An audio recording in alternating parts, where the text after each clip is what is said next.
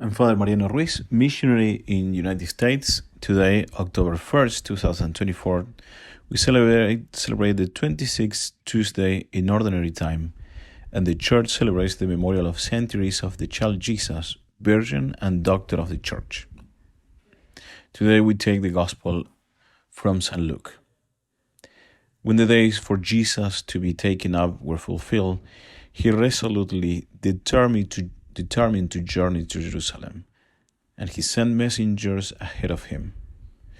On the way, they entered a Samaritan village to prepare for his reception there, but they would not welcome him because the destination of his journey was Jerusalem.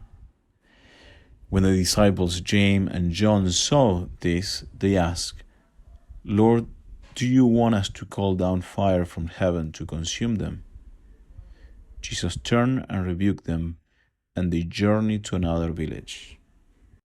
The evangelist Luke tells us about Jesus that when the days for Jesus to be taken up were fulfilled, he resolutely determined to journey to Jerusalem. Thus, he began the journey of ascent to the place where he will offer his life on the cross for us all and complete his salvific mission.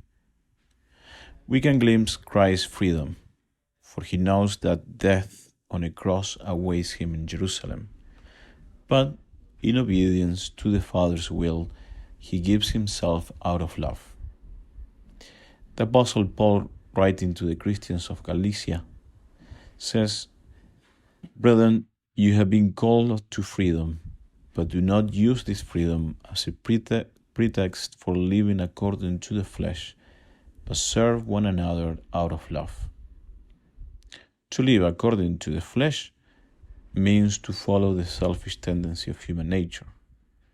On the other hand, to live according to the Spirit means to allow ourselves to be guided in our intentions and work by the love of God, which Christ has given us.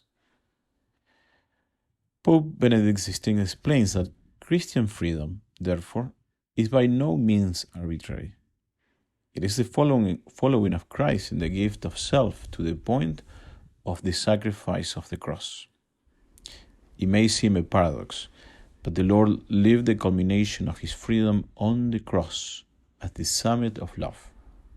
When on Calvary they cry out to him, "If you are the Son of God, come down from heaven," he demonstrated his freedom as a son precisely by remaining on that place to fulfill the merciful will of the Father.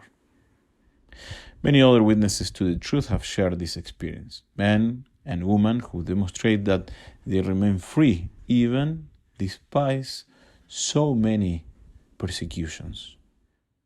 And remember the point: the truth shall set you free. Therefore, whoever belongs to the truth will never be a slave to any power, but will always know how to serve his brothers and sisters freely. Another valuable lesson of today's gospel is to understand our failure to focus on God's will and the work of salvation that he wants to accomplish in our lives.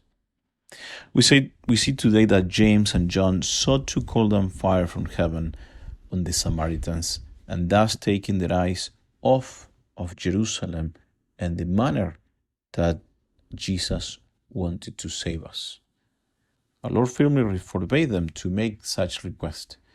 The evangelist specifies that Jesus turned and rebuked them. We also can turn our eyes many ways away from Jesus and from where Jesus has set his eyes. We put many times conditions on God's saving work, just as the Samaritans tried to do. Save us. Yes, you can save us, but do not go to Jerusalem. Although this condition may seem a bit strange to us, we do the same. We refuse to receive Christ. We are told, for example, in the Gospel of St. Matthew, that by turning our backs on our neighbor, we turn our backs to Jesus Christ himself. We also see that when we reject the cross, as St. Peter and the apostles initially did when they rebuked Jesus after he had said that he will be betrayed in Jerusalem by the hands of the religious and the civil leaders, and he will be killed.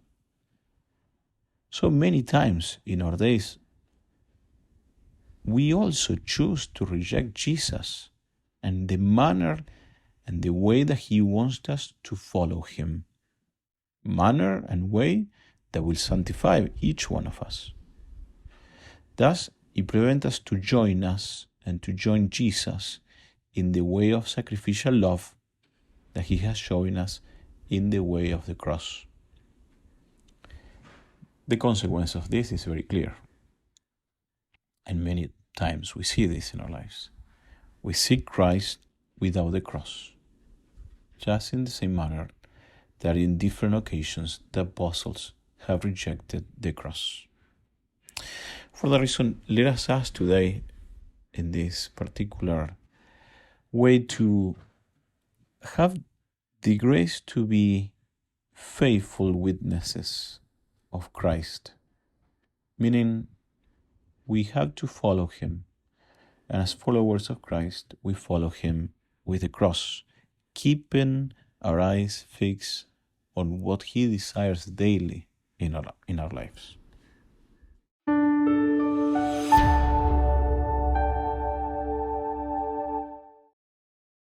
Thank you so much for listening. If you enjoyed hearing the gospel and homily, I invite you to share it with someone you know who may also find it rewarding, and also to subscribe to the Catholic Voice channel. Please see in the description below if you would like to receive a text message for each daily gospel and homily. Please also keep our missionary priests throughout the world in your prayers. Thank you, and God bless.